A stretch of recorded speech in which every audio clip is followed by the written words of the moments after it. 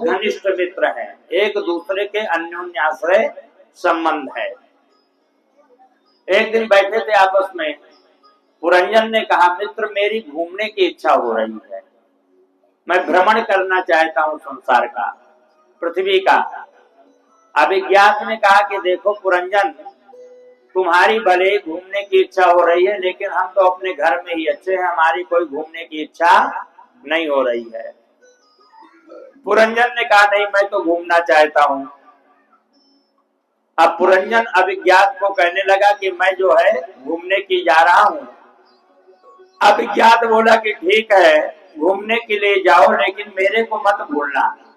अभिज्ञात ने कहा, मुझे मत भूलना। अब पुरंजन जो है घूमने के लिए निकल गया। अब घूमते घूमते घूमते घूमते उसको एक नगर मिला। और नगर कैसा है? उस नगर में 9 दरवाजे हैं और मुख्य जो गेट है, मुख्य जो दरवाजा है वो बढ़िया सजा हुआ है बंधनवार आदि से। ये मुख्य दरवाजा क्या है? ये हमारा मुंह ही मुख्य दरवाजा है। तो 9 द्वार का एक नगर मिला। पुरंजन उस नगर में प्रवेश कर गया। बड़ा अच्छा दरवाजा, बड़ा अच्छा नगर है, सब कुछ उसमें जो है उसको प्राप्त हुआ। आगे चल करके जब वो चलता है तो सामने से एक जो है सुंदरी आ रही थी। उसके 5 सैनिक इधर थे, 5 सैनिक इधर थे। एक उसका सेनापति था और 5 फण का जो है सर्प उसकी सुरक्षा में चल रहा था। अब पुरंजन ने देखा कि ये जो है इस नगर की कोई रानी महारानी है। पुरंजन कहने लगा कि देवी तुम कौन हो? तुम्हारे पिता का क्या नाम है? बोले माता पिता का तो मुझे पता नहीं, माता पिता मेरे कौन हैं, लेकिन मैं इस नगर की महारानी हूं। इस नगर में जो मैं चाहती हूं वही होता है। अब पुरंजन ने विचार किया कि हम भी इस नगर में प्रवेश कर गए हैं। पुरंजन ने कहा कि देवी तुम्हारा विवाह हुआ? बोले विवाह तो नहीं हुआ। पुरंजन ने कहा विवाह हमारा भी नहीं हुआ। तो दोनों गंधर्व विवाह कर लेते हैं, एक दूसरे को माला डाली और गंधर्व विवाह हो गया। अब पुरंजन जो है पुरंजनी से बड़ा प्रेम करता। वो रोती तो रोता, गाती तो गाता, हंसता तो हंसता, बोलती तो बोलता। अब एक दिन क्या हुआ कि एक जरा नाम की कन्या भ्रमण करते हुए जा रही थी और जरा नाम की कन्या चंद्रवेग से जाकर के अपने मित्र से बोली कि चंद्रवेग, मेरा जो विवाह है मुझे आज तक कोई वर नहीं मिला और मैं विवाह करना चाहती हूँ। चंद्रवेग ने कहा कि तुम्हारे मुंह में वैसे ही 12 बजे हुई है, आराम से तो विवाह कोई करेगा नहीं। अगर तुम जबरदस्ती किसी से विवाह करना चाहती हो तो मैं व्यवस्था कर देता हूँ। क्या व्यवस्था कर देते हो? बोले जो है मेरे बहुत से सैनिक हैं, इन सैनिकों को ले जाओ और जिससे तुम चाहो कि मुझे इससे विवाह करना है तो जबरदस्ती उससे विवाह कर लो। अब जरा देवी को जो है चंद्र ने सैनिक दे दिया। अब वो सैनिक जो है आधे स्त्री हैं, जो स्त्री हैं वो काली हैं और जो पुरुष सैनिक हैं वो गोरे हैं। बोले इनको ले जाओ और ये तुम्हारी सहायता करेंगे। उनको ले जाकर के और भ्रमण करने लगी। देखा तो उसको पुरंजन मिल गया।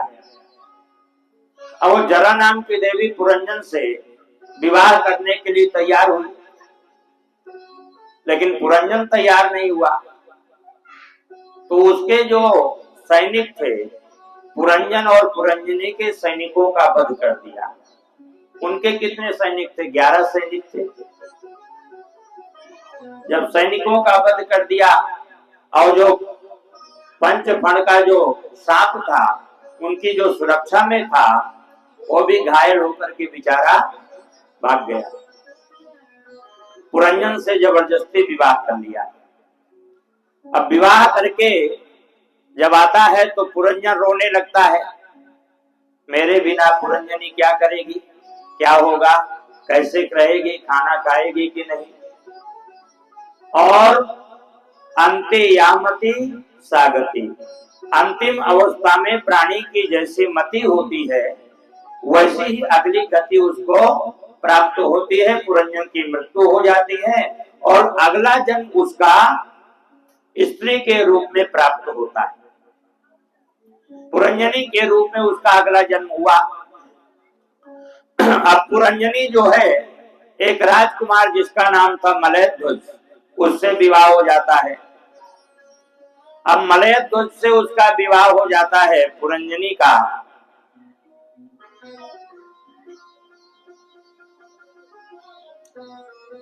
जैसे विवाह होता है, लेकिन एक दिन मलयध्वज क्या है कि किसी युद्ध में जाते हैं और मलयध्वज का वध हो जाता है।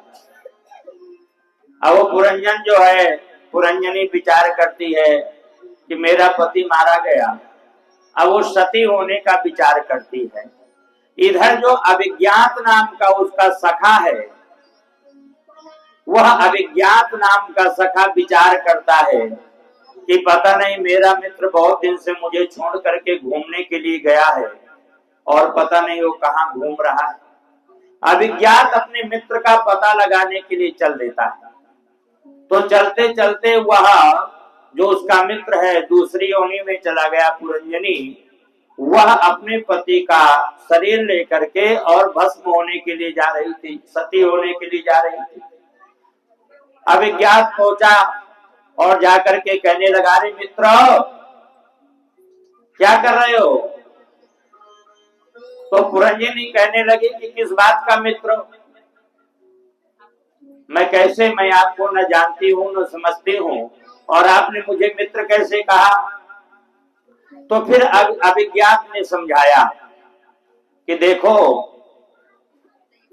तुम हमारे मित्र हो और तुम्हारा हमारा जो है ये जन्म जन्मांतर का संबंध है। तब जाकर के उसको समझ में आया। तो नारद जी के कहने का भाव ये, नारद जी राजा प्राचीन बरिये से कहते हैं कि राजन ये कथा तुम्हें समझ में आई? तो प्राचीन बरिये कहते हैं राजन कथा तो बहुत अच्छी लगी, बहुत जोरदार थी, लेकिन समझ में कुछ भी नहीं आई। बोले हम समझा देते हैं। बोले शरीर क्या है? शरीर